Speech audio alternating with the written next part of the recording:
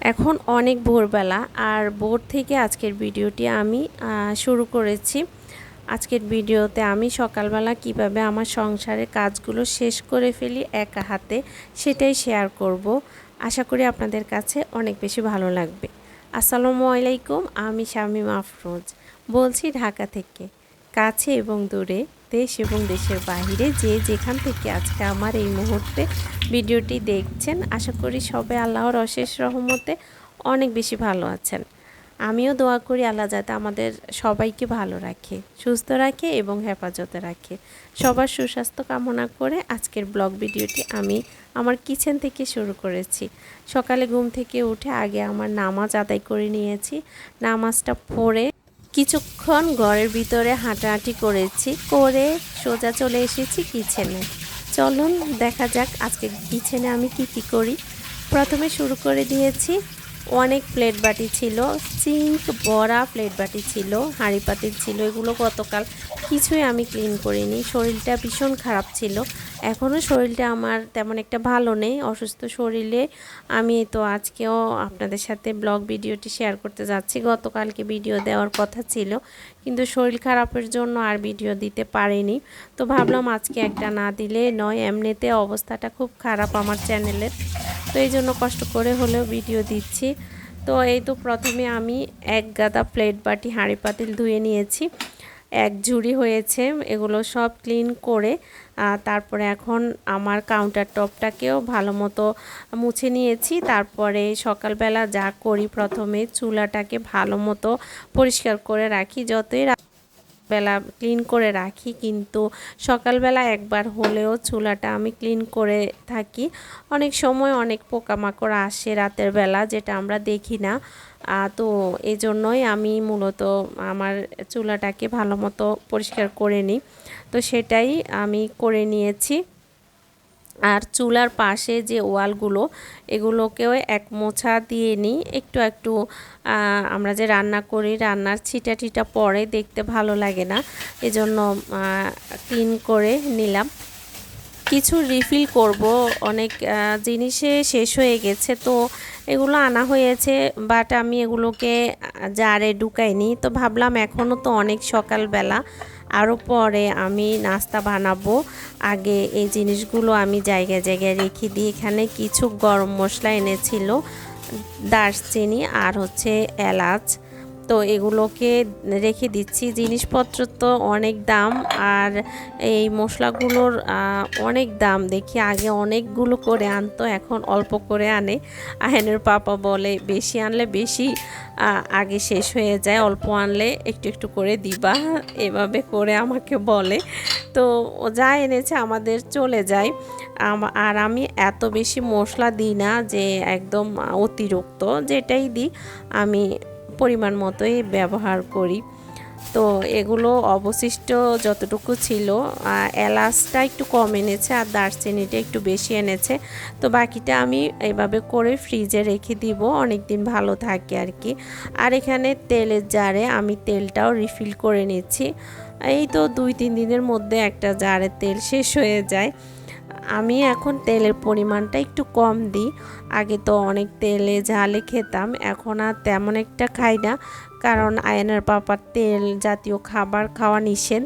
আর আমিও চেষ্টা করি এখন একটু কম খাওয়ার। এখন দেখি ইদানিং আমিও তেল জাতীয় খাবার খেলে আমার গ্যাসে প্রবলেম হয় বা শরীরটা খারাপ লাগে। তো যেটা খেলে আমাদের শরীরের জন্য খারাপ হবে, সেটা যতই মজা হয় সেটা না খাওয়াই বেটার, কারণ দিন শেষে সেটার জন্য আমাকে ভুক্তভোগী হতে হয়।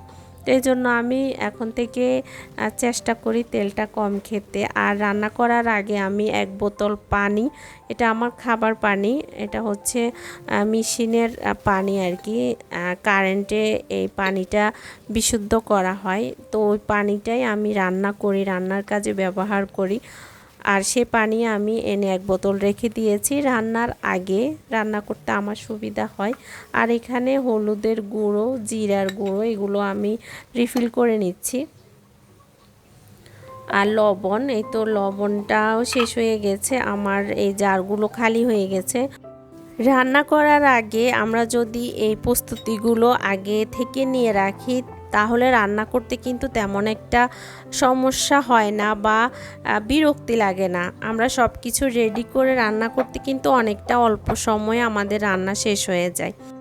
এই জন্য আমি আগে থেকে দেখি কোনটা দরকার এই মুহূর্তে আমার রান্নার কাজে আমার লাগবে, আমি সেটাই আগে আমার হাতের কাছে বা শেষ হয়ে গেলে সেটা আগে আমি জারে নিয়ে সব কিছু ওকে করে আমি রান্নাটা করি। এতে করে আমার কাছে রান্না করতে অনেক ভালো লাগে। আর রান্না বান্না হচ্ছে একটা আর্ট, সেটা যত সুন্দর করে করবেন আপনার কাছে তত বেশি ভালো লাগবে। এই জিরা গুঁড়ো গুঁড়া করে আনা হয়েছে আরও 4-5 দিন আগে। আমি অলসতা করে করে প্যাকেট থেকে বেরও করিনি, তো আজকে ভাবলাম বের করে এগুলোকে চেলে নিই। চেলে দেখলাম জিরাগুলো ভালো মতো ভাঙা হয়নি, একদম সব জিরাই আমার আস্ত আস্ত রয়ে গেছে। এতগুলো জিরা ভাঙানোর পরে যখন অবশিষ্ট থেকে যায় এগুলো, তাহলে কিন্তু জিরার যে একটা বরকত হওয়া সেটা কমে যায়। তো আমি এই জিরাগুলোকে টেলে আবার ব্লেন্ডারে ব্লেন্ড করে নিব, ওটাও আমার বিভিন্ন রান্নার ক্ষেত্রে লাগে এই আর কি। তো আমি সব কিছু রিফিল করে আমি এখন রেখে দিচ্ছি জায়গায়। এখানে আমি ছোট্ট একটা র্যাক দিয়েছি কাঠের, এটা আমি বানিয়েছি আরও আগে, তো সেটাই আমার কিচেনে আমি রেখেছি। আর এখন আমি জিরাগুলো দুটো জারে রেখে দিচ্ছি, কাঁচের জারে। এগুলো কফির জার ছিল আমার বাসায়, তো সেগুলো আমি রিসাইকেল করে ব্যবহার করি। আমরা আসলে যার সামর্থ্য অনুযায়ী আমরা চেষ্টা করব যে এই কাঁচের জারগুলো ব্যবহার করার। কাঁচের জারে জিনিস রাখা ভালো, আর প্লাস্টিক জার কিন্তু আমাদের শরীরের জন্য মারাত্মক ক্ষতি। আমার বাসায়ও আছে অনেক প্লাস্টিকের, এখন থেকে চিন্তা করেছি আস্তে আস্তে কমিয়ে দিব। আর এখন থেকে আমি সব জারে কাঁচের জার ব্যবহার করব। এই তো কাজকর্ম মোটামুটি শেষ করে এখন আমি রুটিটা বানিয়ে নিচ্ছি আয়নের পাপার দুপুরের জন্য। তাকে দুপুরে আমি খাবারে রুটিয়ে দিই, ও সকালবেলা অল্প একটু ভাত খেয়ে যায় আর দুপুরে সে রুটি খেতে বেশি পছন্দ করে, তো তার জন্যে আমি রুটিটা বানিয়ে নিচ্ছি। আর আমি আজকে সকালে খিচুড়ি খাবো, তো খিচুড়িটা আমি চুলায় বসিয়ে দিয়েছি অফ ক্যামেরায়, সেটা আর আপনাদের সাথে শেয়ার করিনি। আসলে আমার এই চ্যানেলটা নিয়ে আমি অনেক কষ্ট করে যাচ্ছি, জানি না আমার এই চ্যানেলটা কবে দাঁড়াবে।